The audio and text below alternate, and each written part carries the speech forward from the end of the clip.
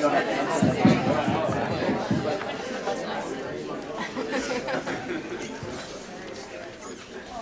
evening, I'm Zilia Singh, a Master's student at the Center for Middle Eastern Studies here at Harvard University. It's my very great pleasure to welcome you all here tonight to be Fatima Bhutto speaking on power, politics and violence in contemporary Pakistan, in light of her new book, Songs of Blood and Soul.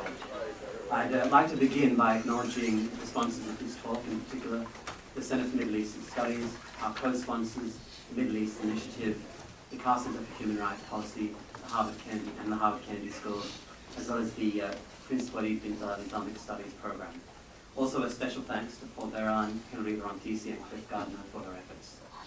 Now, Fatima, it's an absolute honor to have you speaking here tonight, and we look forward to hearing from you. Now, like many in the audience, I suspect Fatima Bhutto needs little introduction. Belonging to one of the world's most famous political dynasties, her book is a revelatory portrait of a family which has shaped modern-day Pakistan. Beyond the insightful commentary on Pakistan's rambunctious political scene, the book also details the tragic narratives of her grandfather's death, Zulfikar Ali Bhutto, her father's death, Murtaza Ali Bhutto, and also most recently the assassination of her aunt, Benazir Bhutto, also a former Prime Minister of Pakistan. A poet and writer, Fatima graduated summa cum laude from Columbia University before pursuing further studies at the School of Oriental and African Studies, University of London. Since returning to Karachi, she has contributed regularly to the local and foreign press.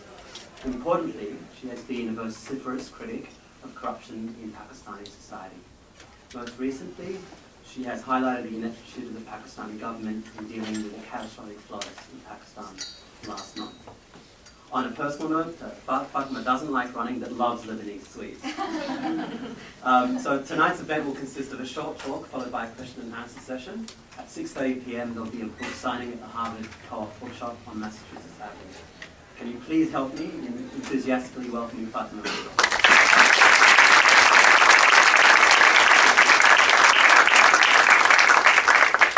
Thank you to all of you for coming and for all the wonderful sponsors. Strangely, there are people in the audience here who I knew from Syria growing up, from SOAS at university, randomly, so I might grin maniacally at you. It's not personal. It's just because I'm excited and confused at the same time. I thought I would start just by talking about dynasty.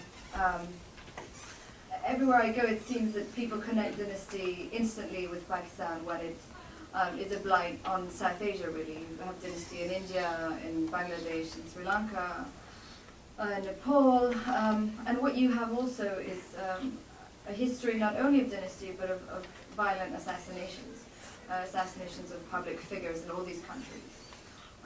Again, whether you're looking at the Gandhis, you're looking at the Bandaranaike's in Sri Lanka, and one particular case that I think highlights really how these two are interconnected is the case of Mujibur Rahman, the founder of Bangladesh. When Mujibur Rahman was killed, along with him, his wife was assassinated, his two elder sons were assassinated, their two wives were assassinated, and his 9-year-old boy, his 9-year-old son, along with the rest of the family. The people who led Mujib's killing remained in power for some 30 years. It's only very recently that they were brought to justice and held accountable for their actions.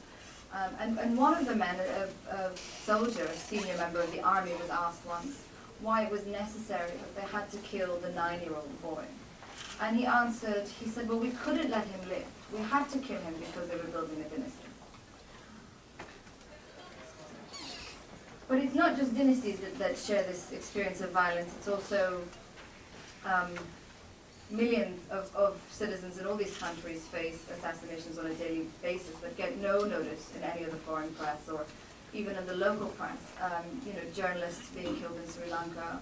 Those of you following Pakistan will know that just last month Habib Jalib, who was a lawyer, a secular activist in Balochistan, was gunned down outside his home, and there are no answers. There is no pause because violence has become a part of our political ethic. And I thought what I would do is, do you guys mind readings or do you not want readings? Okay. Are we fine? Sometimes you read and everyone sort of looks at you and goes to sleep. But the family story really starts with my grandfather, Zulfikar Ali Bhutto, and he comes to power at a time when there is an extraordinary imagination for Pakistan. It's under his government that the last comprehensive land reforms are carried out, though not completed. The first and only constitution is written in 1973, and it's a constitution that remains in tatters. You have Pakistan moving away from being a client state to a country that is now seeking bilateral foreign relations. You have Pakistan hosting the second ever Islamic conference in Lahore, and the citizens of Lahore are asked to open up their homes to the delegates that are coming from all over the world. And one of the fun facts that I always like to talk about is the fact that they had to open their homes because Idi Amin of Uganda came uninvited and with a very large entourage. But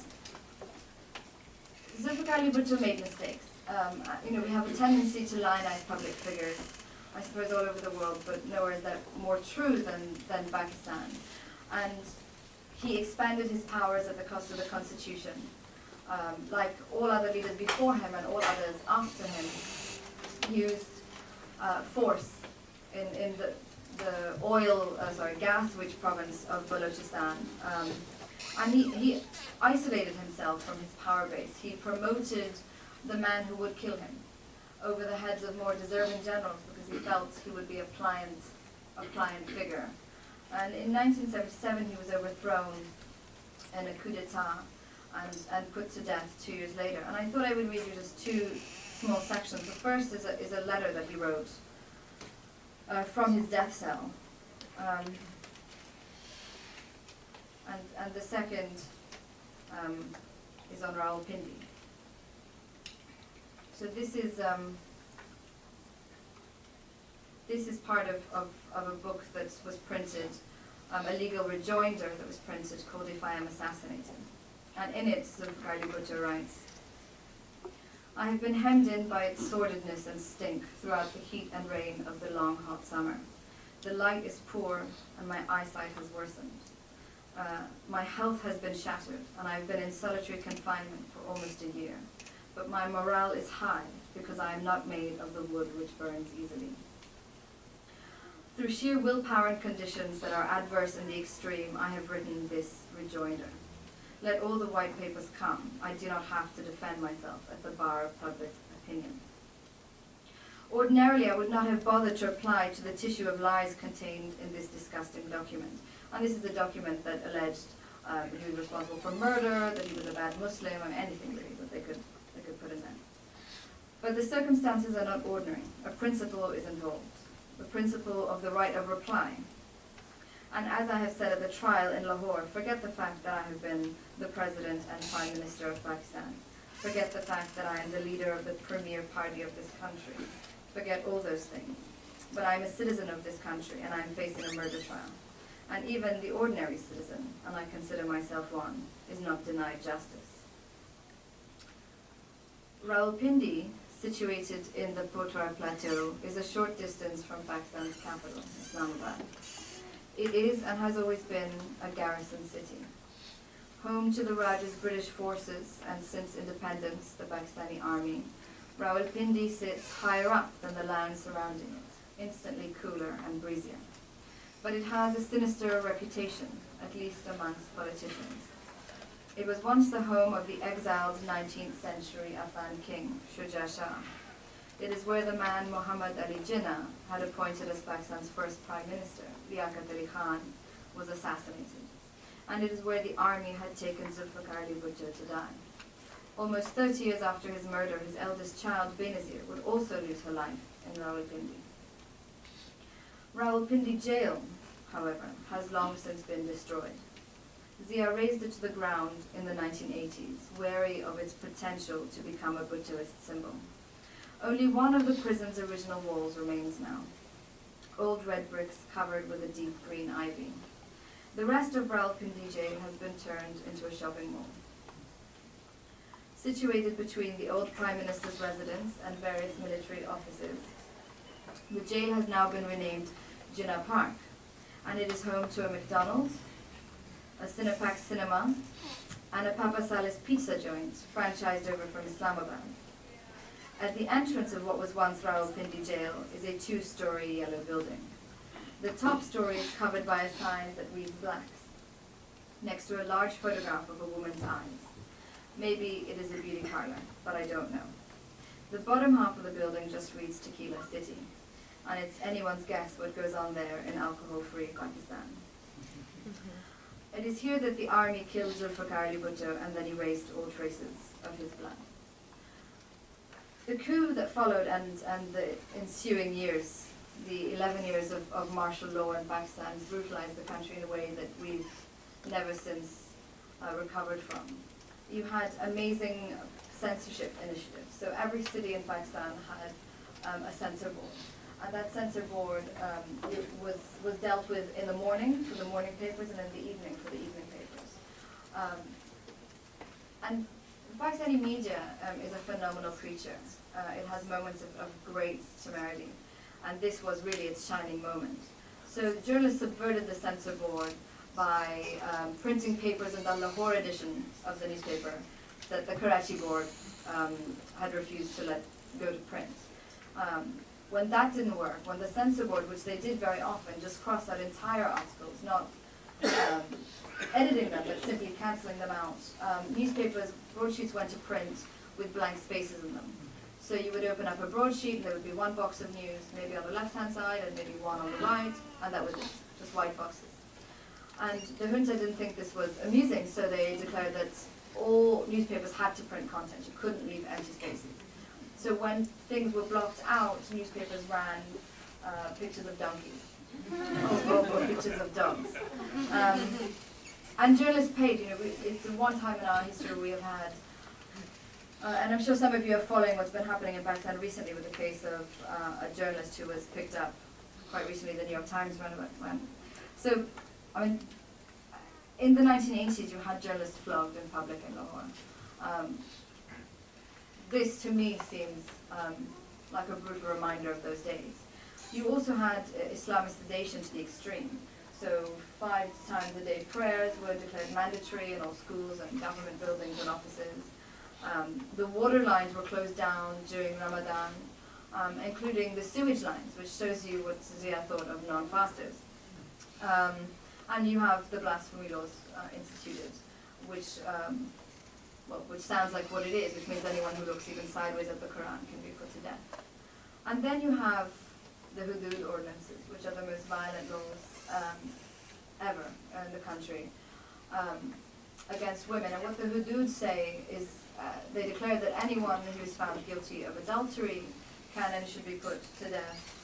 And anyone who is found guilty of engaging in premarital intercourse can and should be put to death, effectively criminalizing the victim of rape. And these are all still on the books. The blasphemy law still is a part of Pakistani Penal Code, as is the hudud. And we'll get back to that in a minute. I just want to run through a couple of other things. In 1985, 6 years after Zulfikar's execution, his youngest son, Shahnawaz, is murdered. And Shahnawaz's case has never been solved. Like all the cases in the family's history of assassinations, there's been no justice. There have been no answers, there have been no culprits apprehended. And we see this carry through not just with the Bhutto family, but again with Yaqut Ali Khan's killers, never been brought to trial. Zia-ul Haq dies in a plane crash. Nobody knows who killed Zia-ul Haq. A Vanity Fair article said it was like Murder on the Orient Express. Everybody had a motive. But who could get away with it is the question. And the answer of who could get away with it, that's a whole other lecture. And it is on the heel of her younger brother's murder that Benazir's political star rises. In 1986, she begins power-sharing negotiations with the military, whereby she accepts the army's right to control the foreign policy of the country, the army's right to appoint cabinet ministers in her government, the IMF dictates that have already been signed, and she comes to power And a vote really that is rigged. A great amount of hope is placed on Benazir's shoulders. But yet, the army controls the numbers. The army takes an obnoxious amount of time to invite her to become prime minister of the country. But so she accepts. And in the 2-year, just about, period of her first government, no legislation is passed. Which is not to say that no meaningful legislation is passed, but just that no legislation is passed. And no legislation, perhaps even more importantly, is removed. So the hudud laws stay. The blasphemy laws remain. And Benazir's first government is overthrown on the grounds of gross corruption and human rights abuses in 1990. But it's really in his second government that those charges go full throttle. The New York Times estimates that in the second government, between $2 billion to $3 billion are taken by the first couple. Everyone knows that Asif Zardari, then the prime ministerial spouse, is called Mr. 10% in the first government and Mr. 50% in the second, and now he's Mr. 110%. And the human rights abuses continue. And for those of you who know Karachi, you will remember that the early 90s saw Karachi as a city on fire. The police forces and the security agencies were empowered under the aegis of Operation Cleanup to, quote, clean up the city of Karachi. And in the 1.5-year period that Operation Cleanup was in effect, some 3,000 men are murdered in the city of Karachi. One of those men is my father. He had been elected to the Provincial Assembly. He was a very vocal critic of the corruption of the government. He called the Prime Minister's husband, who at the time was, not only a senator, Minister of Investment, he'd previously been Minister of Environment. He calls him Asif Baba and the 40 Thieves, or the Chalis Chor. That doesn't endear him. He also speaks out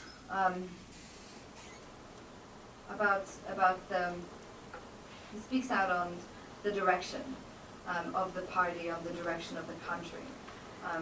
We are a rice-growing country that cannot feed its people. And 14 years ago, just about to the week, he is killed outside of our family home as he returns from a rally on the outskirts of Karachi. 7 people are killed that night, including my father. The roads had been blocked off, the street lights had been shut, and the guards of all the nearby residences, and we live on a road that I always say is shady in a leafy way, but also shady in that you have the British High Commission, you've got the Russians, the Iranians, everyone loves nowadays, on the same street, and all the guards of these quite high-profile consulates are told to retreat within their embassies. 4 of the 7 men are killed with single shots to the head of the heart. There are some 70 to 100 policemen on the road that night. Some of them are in the trees in sniper positions. And 2 men, my father and Ashik Jadoti, are shot several times, but they are killed by point-blank shots fired. Ashik Jadoti at the back of the neck and my father into his jaw.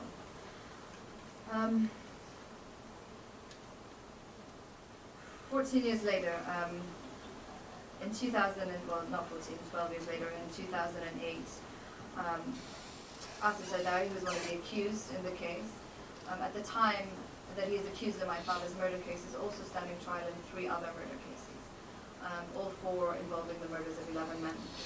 He is acquitted in the middle of the 4 ongoing murder cases and ascends to the office of the presidency. He is made president in the same way that General Pervez Musharraf is made president. Pakistanis always say we don't call them elections, we call them selections. And he is called in to be president by his own parliament. And just if we can sort of jump back, I don't know how much time we have. How much time do we have? I can do one more reading, or we can do. Is there time? Okay. Your concept of I barely know where I am at the moment. I'll read you a section of that time, and I'll read you the story of Ashik Jatoi's family. And Ashik was killed with my father. Okay. Ashik's wife, Badrunissa, was at home with her 3 daughters. They lived far enough from the sound of gunfire not to have reached them. Phone calls kept coming from the Urdu media asking for my father, Sabine, Ashik and Badrunissa's eldest child remembers. When I would tell them that he's in Surjani town with Murtaza Bhutto, they would go silent. A family friend called the Jatoi house with the news that there had been firing outside of 70 Clifton, but when speaking to Sabine, then only 19 years old, had downplayed the seriousness of the gunfire. It wasn't till later that Sabine was told that Murtaza Bhutto had been shot and was in critical condition that she first began to worry. We panicked, she recalled. We knew Murtaza always sat in front and that Baba always sat next to him in the driver's seat. And if your father was in critical condition, then what had happened to Baba?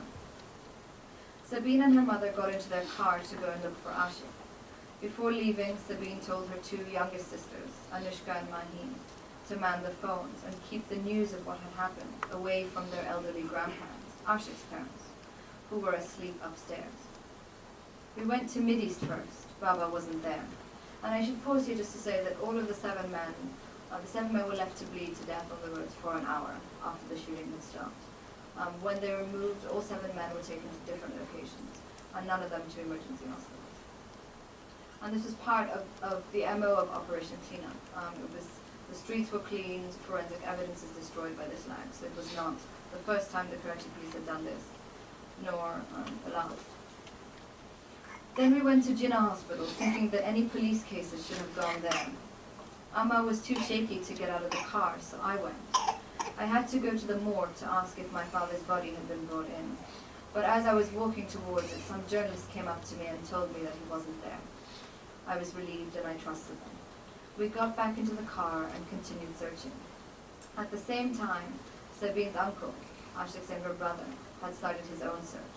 Her brother, Anil, had begun his own search. Nobody knew where Ashik was or whether he had been hurt.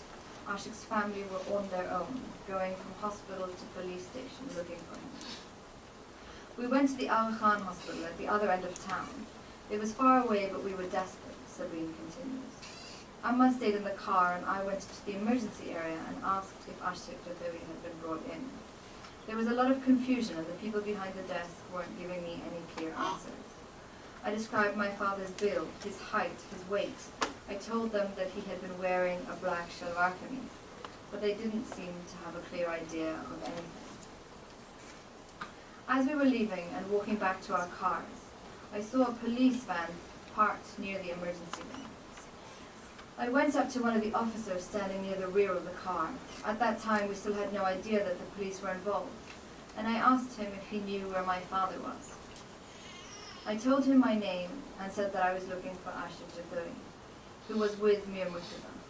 There's been an incident at 70 Clifton, I said. Do you know where they've taken them? I was polite. I had no reason not to be. I was so nervous and so scared. I just wanted help. And this cop, he was young, and he had a moustache. He turned to me and grunted, we've killed them already. Sabine began to scream. She totally lost the calm that she had been fighting to retain throughout the night that she had been out with her mother, searching for Ashik. I was yelling at the top of my lungs. What are you saying? I screamed. How dare you?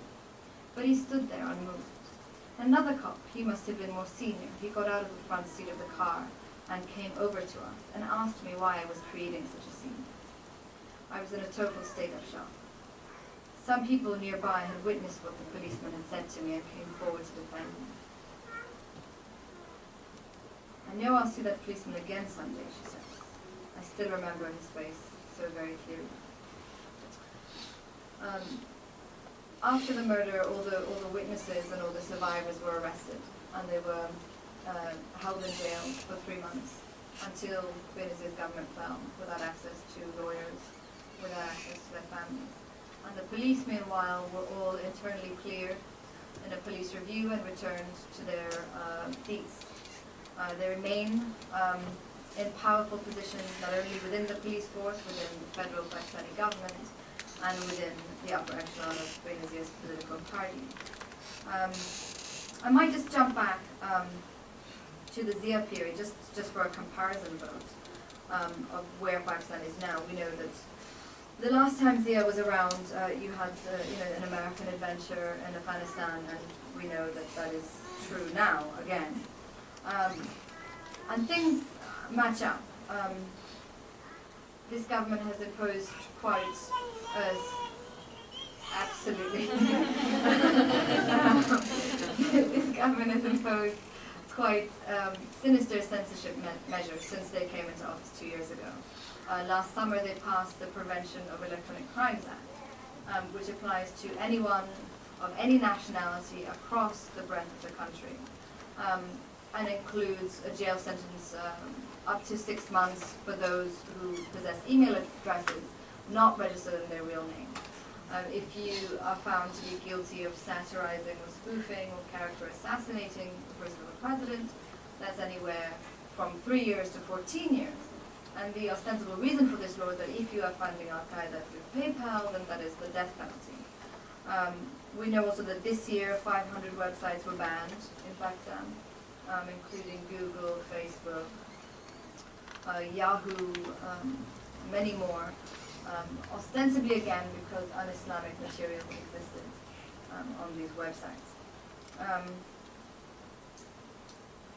The Hudud ordinance, as we said, remains in Pakistan. According to the National Commission on the Status of Women reports, well, the last time there was a report, 80% of all women in jail in the country are there on Hudud trials, on Hudud cases. By virtue of medical evidence, it's very easy to lock a woman up on one of those crimes, but not men. Those who follow the Mukhtar Mai case will also know that quite recently she was threatened by a legislator of the ruling party to withdraw her case from the Supreme Court. This legislator came out and admitted this because he didn't see what was wrong with it, apparently. And we know that Pakistan has opened its skies to foreign planes. Last year we saw the Swat War, which turned 3 million Pakistanis into refugees within their own country. The Pakistani army and the American army killed countless of people, largely civilians. And again, another fun fact, it was during the Swat War that you will also remember Michael Jackson died. And the Sindh Assembly held a minute of silence for Michael Jackson. And every time I say this at talks, people sort of look at me with a curiosity, and I have to remind them that Michael Jackson wasn't Pakistani. He wasn't Muslim. He never sung about Pakistan. But yet not a word was said about the millions of refugees and the thousands of dead. Those who are following the drones know that over 1,000 Pakistanis, some sites, if you go on the BBC, they will tell you that they are largely civilians. But if you talk to Pakistanis, they will probably tell you that they are all civilians, have been killed since 2009 in drone flights. All of these people who are killed, supposed terrorists, are nameless, they are faceless, they are unconvicted, and they are unindicted. This month has been the most deadliest in terms of drones. So we're not even done with September yet, but this month there have been 20 drone flights that have flown over Pakistan. And I think, and I might be mistaken here, so if anyone knows, I think it's just over 100 dead. And again, I challenge anyone to find names of those people. I haven't seen them. And we know that it is this month that Pakistan has watched a fifth of its country submerged by the floods. We know that 20 million people have been affected. We know that 2 million homes have been destroyed across the Punjab and Sindh provinces. The food belt in these two provinces has been completely submerged. I think it's something like, maybe my friend from Lahore will know better, but something like one fifth, is it, of the cotton sugarcane crop has been destroyed. Do you know Malihan? Yeah, it's 1/5 or something like that of the cash crops in Punjab have been destroyed. The World Health Organization estimates that 1.5 children are at risk of fatally contracting diarrhea. And we also know, we know that this is the month when you have 20 American drone flights over the country. I know that the Pakistani Students Association wants to say something about the floods, but I might also just throw in this disturbing number. The UN estimates that if you tally how much money was given to Haiti after the earthquake, it worked out to about $450 per nation. And if you do the same for Pakistan after the floods, it's about $3 per person. The Pakistani government is corrupt. That's without question. Transparency International says that 70% of World Bank money for dam maintenance was siphoned off, has been siphoned off. So I think one is perfectly rational for refusing to give to the Pakistani government. However, there are many organizations, not only in Pakistan, but abroad, that do phenomenal work. And maybe the Pakistan Students Association can talk about that, but the one I personally always talk about is Merlin. And Merlin is a medical relief organization that is based in America and the United Kingdom. I think it's merlin.org. Merlin has been in Pakistan since 2005, since the earthquake that hit the northern regions, and they did a lot of work with the IDPs, the millions of IDPs. Last year, they're doing antenatal care, malarial care, and they're just a phenomenal organization. So if you're curious, please do look at their website. And before we do questions, do you want to, Mariam, is that all right? No. Yeah? Thank you. My name is Mariam Chuptai. I'm the president of Harvard Pakistan Student Group. We are a cross-university organization with about 400 people. We've started a university-wide campaign to increase engagement on Pakistan's issues. So it's not just about raising money, but it's about keeping Pakistan in the consciousness of people over a sustained period of time. If you're interested in joining, and I really hope you are, please visit Harvard Humanitarian Initiative's website. It's hhi.harvard.edu, or you could email me at mac312@mail.harvard.edu. Thank you.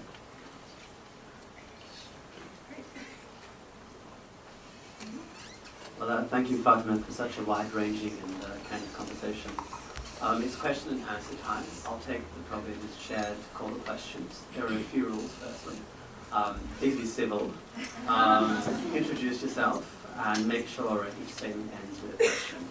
So I'll start off on my name. Hi, my name is Shamshir Ali, and I have been an admirer of your grandfather, Butto. My only worry is, like, starting from your aunt, your all family members, and all other Pakistani politicians, you guys always speak all of the problems of Pakistan, but not the grassroots problem of Pakistan, and that is education. And this government has been brutally, playing with the government, with the education problems. So what is your opinion on educating people in Pakistan? Because it's the only education which can kill Talibanization, which can kill Al-Qaeda, and all these kind of stuff, and all that rural and urban differences. I think that's absolutely. Can everyone hear me? I've not been speaking to the mic this whole time. I realize now that I'm moved away from it. I think you're absolutely right, and I think the problem is that people are under the impression that education is an immediate fix-all, whereas it will take generations. Pakistan has an incredibly low literacy rate. It's officially somewhere around 40%, and the only qualification for literacy is the ability to sign your name. We also know, as you mentioned, that it's due to the fact that in large parts of the country there are no government schools. We have this great problem of ghost schools, where money is given to set up schools, sort of a shell of a building is made, a government official cuts a ribbon, takes a picture, and no students are enrolled, no teachers are hired, no books are bought. It's because of things like that that you see the Taliban increasingly popular, or various extremist groups in Pakistan, because they come in and they offer the most basic services. In the last budget of the country, in 2009-2010, 30 billion rupees were put towards the field of education, and 20 billion were put towards the field of health. That's 50 billion combined. And again, for those of you who know and who are following Pakistan, you also know that the president has set up all these, charity handout schemes in his wife's name. So there's the Shaheed Muhtarama Benazir Bhutto Income Support Fund, the Shaheed Muhtarama Benazir Bhutto Marriage Support Fund. And what they do is somebody signs up, you come, you receive 500 rupees in an envelope, and you find yourself on an election roll. But in the same budget, where 50 billion rupees is put towards health and education combined, 70 billion rupees was put towards the Shaheed Muhtarama Benazir Income. So transparency is a huge issue. And education and health are two of the most corrupt departments in Pakistan. And the only way we can change that is to call for accountability into the government. Otherwise, there's no way of tracking the money that is lost. Now, my question is, being the influence figure in the country, why don't you take this money? Well, I'm not the Minister of Education, so I can't do anything except talk about it. And I think if we push as Pakistanis for increased transparency, that is a proactive way of saying that it's not acceptable that only 30 billion rupees goes towards education. It's not acceptable that it goes to the norm and not the exception. I'll move to the right-hand side of the room. Hi, my name is Fatima Bhutto, and I'm a student at the HBS. I'm from Karachi. My question is just that when you talk about different governments, and whether it's democracy or dictatorship or the army coming in. So for the people of Pakistan, the reality is that they don't have security. They don't have I mean, so for them, democracy and dictatorship versus the army, it doesn't matter. It's about that end, whichever one you pick. That's probably going to be. So in terms of the army coming in, or the different political parties in Pakistan, what is your opinion going forward in Pakistan? Who comes in? And does it really matter if it's actually up? Well, I think if we look at the last 30 years, it doesn't matter, does it? Whether you've had corrupt military dictatorships or corrupt autocratic civilian governments. I think what we can say is that the current order failed. And it's sort of amazing that you have 11 years of Benazir Nawaz, and then you've got 8 years of Musharraf, and now they're all back. They're like conquerors, you can't kill them off. They just won't go away. And Musharraf is in the news saying that he's coming back. 8 years of nothing should disqualify you from ever running again. And I think what people forget about Pakistan is that we are a multi-party country, unlike some countries. We are not a two-party system, but it is impossible for those other parties. When you mentioned Habib Dalibur, who I think was with the Baloch National Party. How does the Baloch National Party fight an election against the PPP or the PML when those two parties receive billions of dollars in aid from Western governments? It's impossible. And what's fascinating is that Pakistan's election commission guidelines include campaign finance reform, unlike some countries. And there are guidelines, again, which nobody follows as to how much you are allowed to spend legally in an election. But you can't break through. It's impossible when the person you're fighting has access to billions of dollars. Has Hillary Clinton popping up in the country every other week to tell the world what a great job they're doing. I think you're right. It doesn't matter when we look at this law, but it has to matter because we have other options. And it's all right that we don't know who they are, because people always say, well, if not these people, then who? Well, we're a country of 180 million. We have to have more than just one option. My question is posed to you as... Yourself. Yeah, I'm Katrika, study at the Kennedy School, and I'm from India. Hi. And my question is posed to you as well as to all the forward-looking youth in Pakistan. And my question is, what do you think can be done differently by both India and Pakistan to resolve the differences going forward? And specifically, what are the mistakes India has been committing so far in dragging this forward? You know, I was really hopeful over the gas pipeline that would have taken gas from Iran through Pakistan to India, who is gas hungry. It would have given the Pakistani army you know, an incredible amount of money to secure the route. It would have necessitated peace. And it was ruined, and I hate to sound like I'm flogging a dead horse, by an American nuclear deal given to India that will last the next 20 years and then will have to be renewed. That I think was a huge failure on both our countries' part that we allowed that to happen. But we, you know, India and Pakistan, I would say, are sibling countries, and there's far more that unites us. But it is virtually impossible for Indians and Pakistanis to know that, because to go as a Pakistani to India or to go from India to Pakistan, it is a Herculean task. You know, you've got to fill out the visa form in like triplicate. You're only allowed. You have to get city visas. And what we really need is people-to-people contact, because governments are always going to be awful, and they are awful. We know that. But the more that we're allowed to engage with each other, I think the more we can push for peace and development. Question back in the room. Yeah. I'm Can you maybe. introduce yourself, please? Oh, by the way, my name is Huma Khan. I'm from Pakistan. I'm a Kennedy School student. In your analysis, especially political analysis, I do not see a distinction between government and the army. I mean, they're obviously very different power bases, and anyone who has lived in Pakistan knows where the power lies. The power base is not really politicians or the government, it's mostly the army. So even when you analyze the refugee situation, or let's say the Balochistan situation, the BNP is not really fighting against, let's say, PPP or PMLN. They're really fighting against the army, against the agencies. That's what they say. Any of their nationalistic leader dies, they say, we do know who that is. So there needs to be a clarification between where it's coming from. Even, let's say, the Taliban issue. It's not really a making of one government.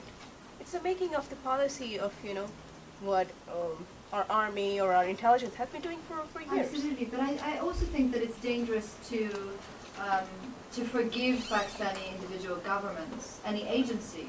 Every time something goes wrong in a government, we're told, well, I didn't do it, it was the army. You know, it wasn't me, I had no control. If we look at, you know, when the Taliban Afghanistan came into being, and this is a Taliban Afghanistan that is funded, supported, and propped up by Pakistan. And as you said, yes, the Pakistani army, the agencies, but also the government. Pakistan is one of 3 countries in the world to recognize the Taliban. So Saudi Arabia, the UAE, and Pakistan recognize this government. And you know, it's my aunt's government at the time, and when questioned, it's very easy to say, I didn't have any control. And unfortunately, I think we fall into that way too easily in Pakistan. You know, at the same time that the Pakistani government has allowed drones to fly overhead. And we know recently, you know, Bob Woodward's book has spoken to this, that this then CIA Director General said to Asif Zardari, we're going to be bringing drones over. He said, well, look, you know, kill the seniors, you Americans worry about collateral damage, I don't. So while the government allows drones to fly overhead, and then NATO comes in last week, they come in and say, well, that's a violation of our sovereignty. I mean, they play a dual game that I think is very dangerous. But absolutely there is a distinction. But I'm also worried about giving the government too easy a hand here. I understand that, but no decision really goes by unless it goes to the GHQ. I mean, even, let's say, Kerry Wilhelm, you know, our Corps Commander actually sit and decide whether the government will accept or will have a certain foreign Well, policy. Kerry Lugar bill, again, the conditions of the Kerry Lugar bill are that we open up our nuclear files and that we open up our military files to the hiring and firing. So it would go through GHQ because it directly affects the military, even though it's presented as a development bill. And, you know, again, in Pakistan, people don't even say the army or the ISI. They just sort of tap their shoulders for epaulets. You know, there is this incredible paranoia about the army. But I think, again, we have to keep that in check. Why do we elect governments then? I mean, everything they do, we're going to pass on to the army. Question on the right. Yeah, I'm. Oh, sorry. No, you. I'm John Miles, and I had a question for you about domestic will for continuing and perfecting the land reform it's such a desperate Yeah. need. Well, there, so under Zulfikar Ali Bhutto's government, you have the first set of land reforms that put the ceiling, I think, on it's 150 acres and 150 irrigated, unirrigated acres. And the second set was supposed to go forward in 1977 that would have cut that even further. And it ends. But it's Benazir's government that removes the ceiling on private landholding. And that's really the last we hear of it. Even though we are a feudal country, the only people you've heard recently talking about it are the Tehreek-e-Taliban of Pakistan, who've made great inroads in the Punjab province by coming in and speaking out about on bonded labor. Yeah, sadly. Question on the left.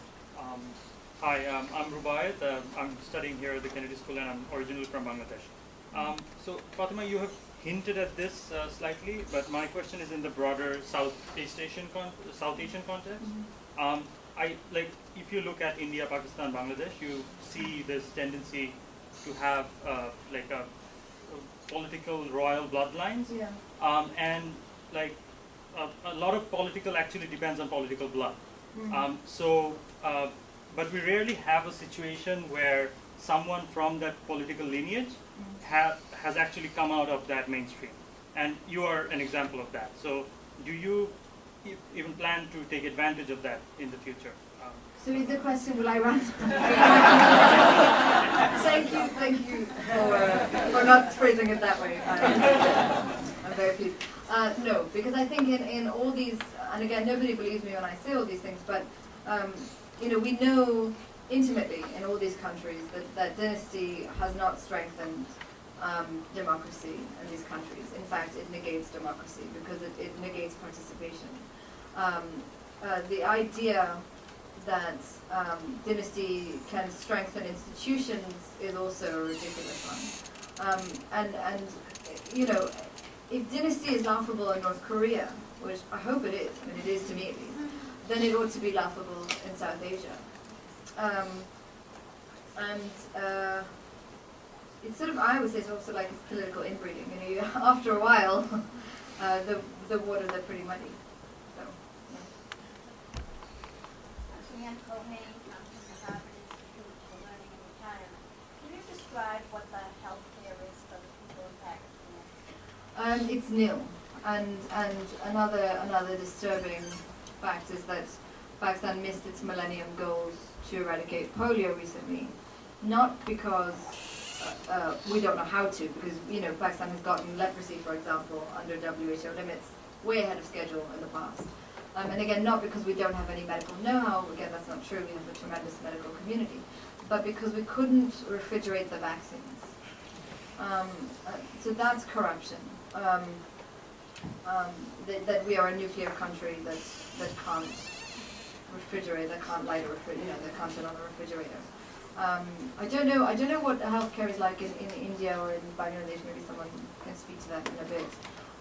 But there's no system of free healthcare.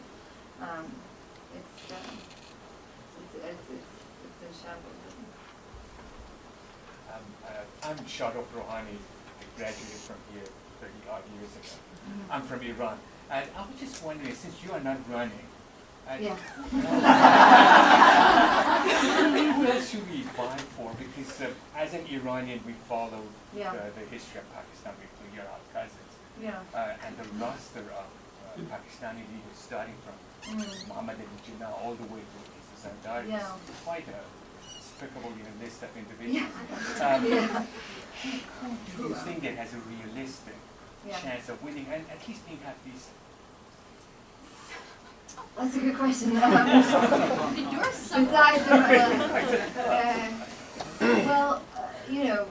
that's a big one. And we have such a centralized system. It's so phenomenally centralized that every time there has been even the slightest move towards a devolution of power, you find this very quickly pulled back. We've got an incredibly monstrous bureaucracy that controls everything. It's not the military. And people are dispossessed. I mean, just the fact that to have an ID card to vote in Pakistan, to have a Shanakhti card, you have to travel to a national database office, which isn't, they're not in all the villages, for example. And you've got to pay. It's a privilege. It's not a right. But who are there? I think, and again, there are provincial groups, there are local activists. There are obviously people who can and who ought to represent their communities, but they have no way of doing that. And basically, I don't know how to answer your question. People say Imran Khan, which is the follow-up that Cliff just raised. And I think absolutely Imran Khan should exist.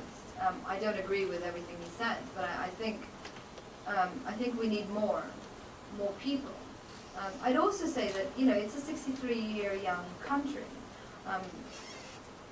People watched the lawyers' movement with a lot of interest, over the last few years, and there was some tremendous men and women who came out through that movement who have been put away because they spoke to great hordes of people, really. But at the same time as the lawyers' movement was going on, well, even before, you had movements across the country.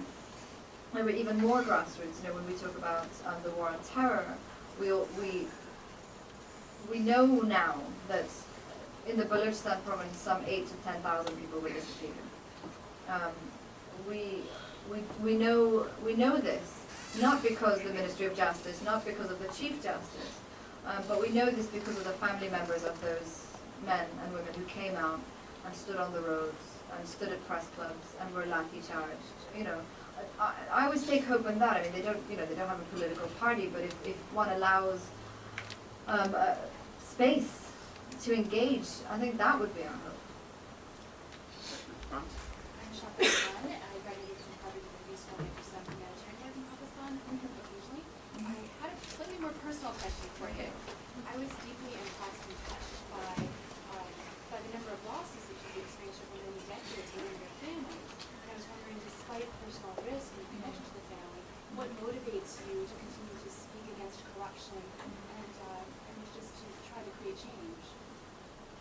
I think there are thousands of Pakistanis who are doing that. So I don't, I feel like I'm in the company of giants, really. But it's more dangerous in a country like Pakistan to stay quiet, I think.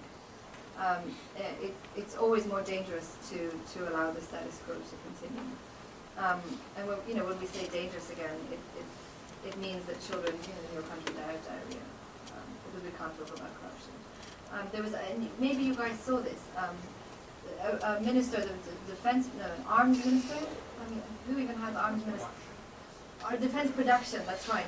The fellow who just resigned is a member of the PPP coalition, and it was all in the news that, oh God, this guy resigns. This man was on television just a few months ago. Abdul Qayyum Jaffari, that his name? 3 days ago. Yeah, but no, months ago he was on television arguing that it wasn't fair that the PPP hadn't had enough opportunity to be corrupt, as the PML had.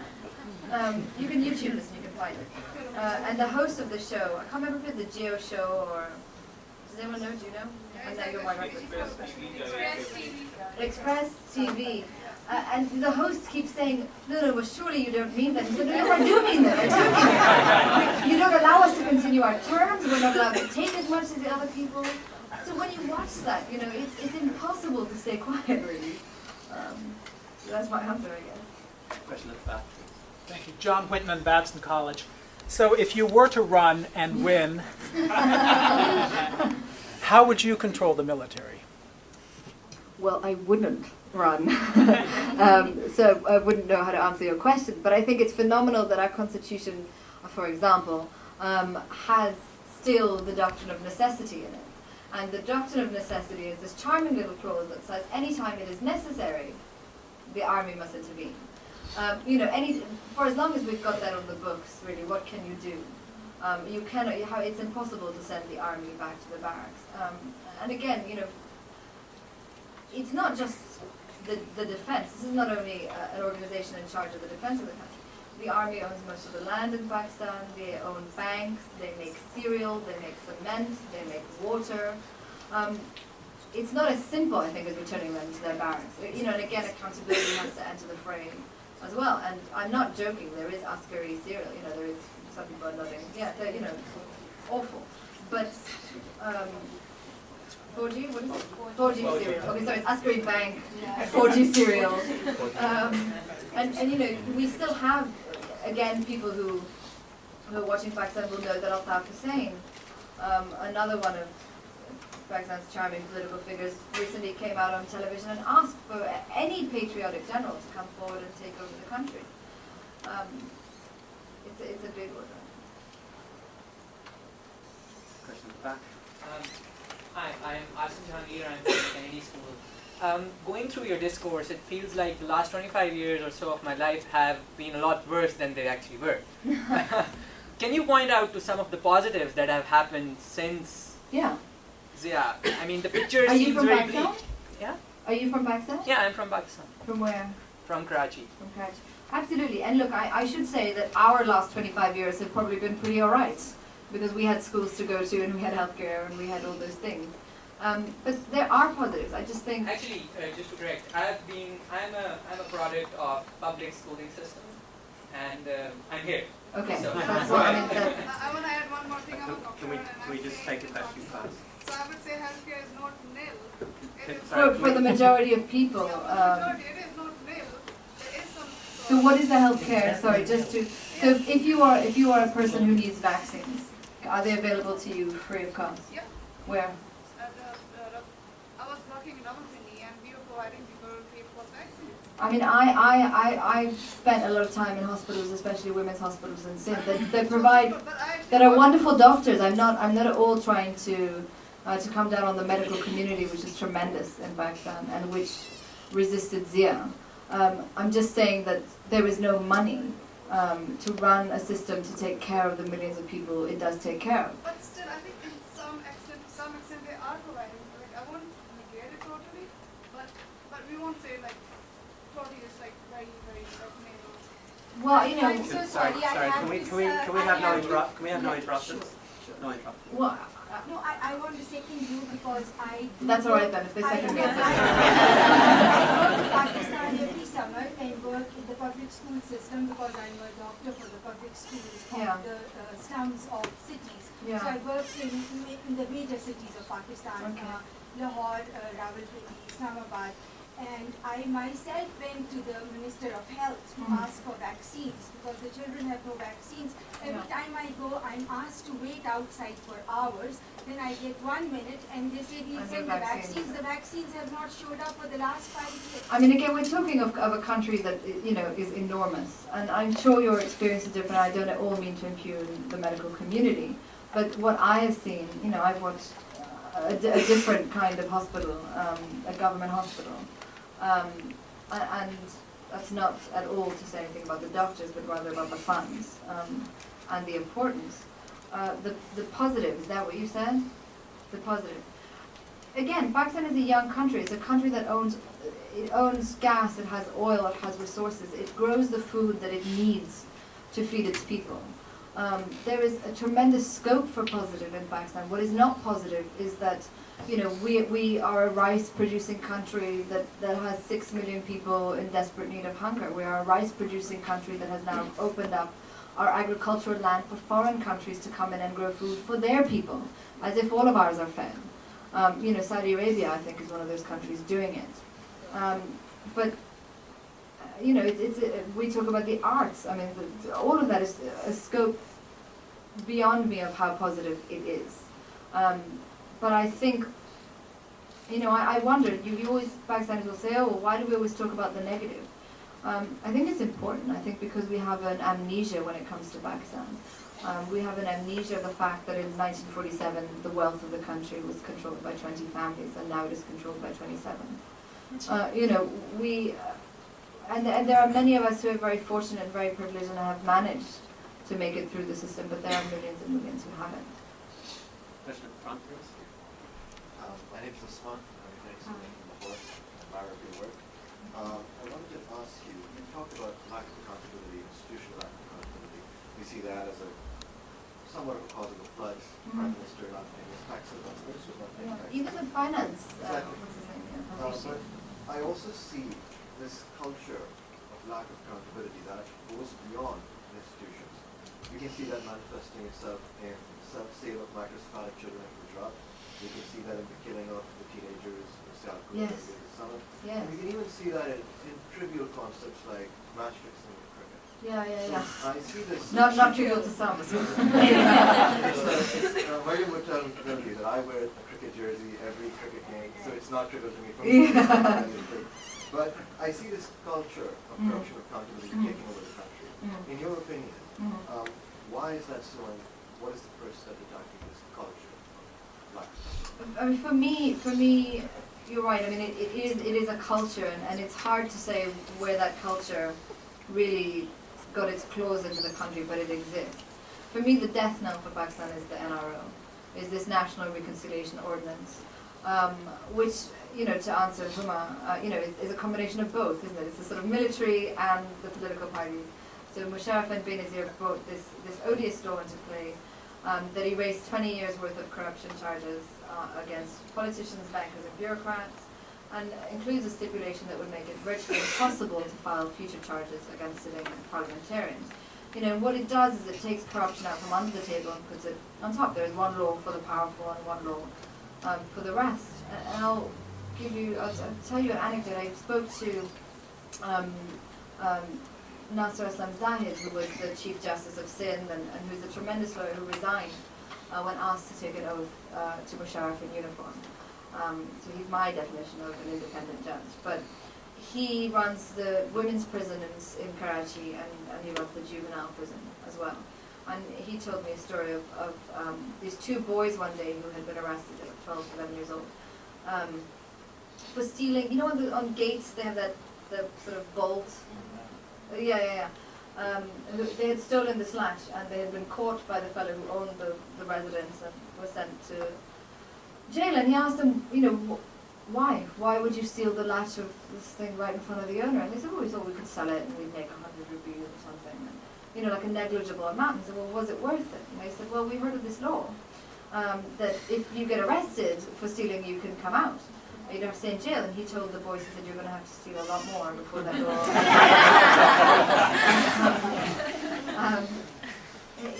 And I think the fact that we allowed the fact that at the time that the NRO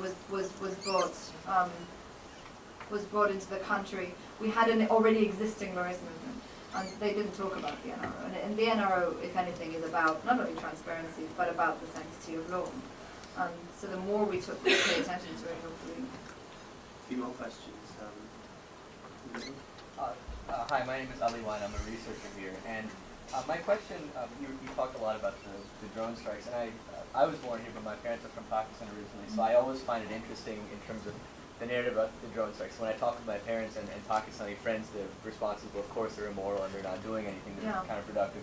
But then as a researcher here, at an American institution, the perspective about drone strikes as well, they're not great, but it's like tactical, what else are we going to do? And so my question is, how do we reconcile completely different narratives about the drone strikes from an American perspective and Pakistani perspective? As a Pakistani, I don't think we can reconcile them. I just think they shouldn't happen. It's a total violation of Pakistan to have the drone strikes in any capacity.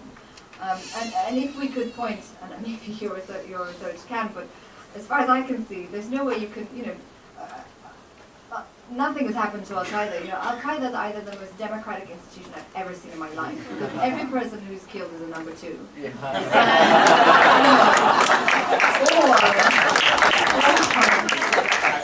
Or they don't work.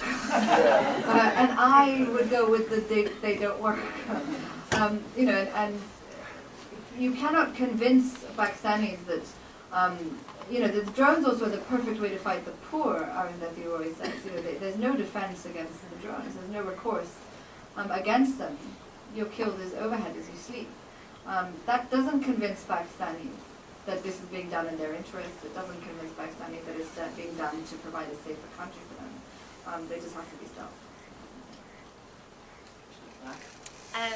I'm Ali Chen, I'm a student here. I'm your camerawoman for today. I have a question about the NGO community, the expat NGO community who are trying to bring food and water and medical supplies to Pakistani children. My understanding from leadership is that they're not always welcome and they're perceived as imperialist probes. What's your opinion on that? Well, I think that's true in some sense. You know, US aid has. I went to the festival at Bicha, which is a shrine in the interior of Sindh, and US aid had a kiosk there. You know, which is sort of interesting. So there is certainly, you know, that is one of the impressions, but that's not to paint all organizations with the brush of US aid. You know, just talking about the floods, there are tremendous Pakistani organizations that are doing great work. But when you ask people in England or in America to donate to the floods, they are more comfortable giving to organizations registered abroad. And if we're talking about Oxfam, or we're talking about Merlin, or we're talking about UNICEF, we know and we have seen their good work. But you know, it's hard to say that they are not viewed as agents of imperialism when, on one hand, you see affiliated organizations come in and give, you know, whatever it is, peanut butter sandwiches to people in those food packages, in those drop packages, while at the same time, America required assurances from the Pakistani government that we would not divert our armed forces to help with the flood. We would keep them on the war on terror fund. Maybe there's someone here who can answer that better than I can, because I don't have any personal knowledge of the NGO sector. Two more questions. Yeah. My name is Will. I'm a journalist. I'm trying to remember the name, but I can't. But I read someone's book where they put forth the theory that during the British Raj, the British Army favored landowners in the region to be military officers. And the officer corps was basically built of wealthy landowners within Punjab and that region. And that basically now what you have is these landowners that are still in the military, and because of that, they're also controlling the political parties. Some people have talked about the meshing between the military and political. So do you think that land reforms is a solution that might eventually break that connection? And if so, is that perhaps the reason why land reforms are always pushed to the side? Yes. I think you hit the nail on the head. I mean, you know, the feudal class is a traditional supporter of the establishment. And we've seen them do horrific things during the floods as well, and really get away with it. Does that mean we have to go? Somebody just pressed against a button. I think you're absolutely right. I think it's certainly it's a very strong reason why we haven't had land reforms in the country.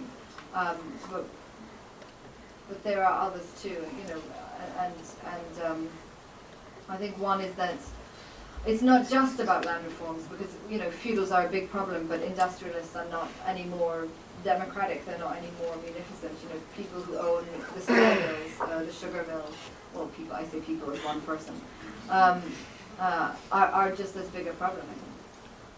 Final question. My name is Ian Chaberi. I'm here at the Kennedy School studying at EID.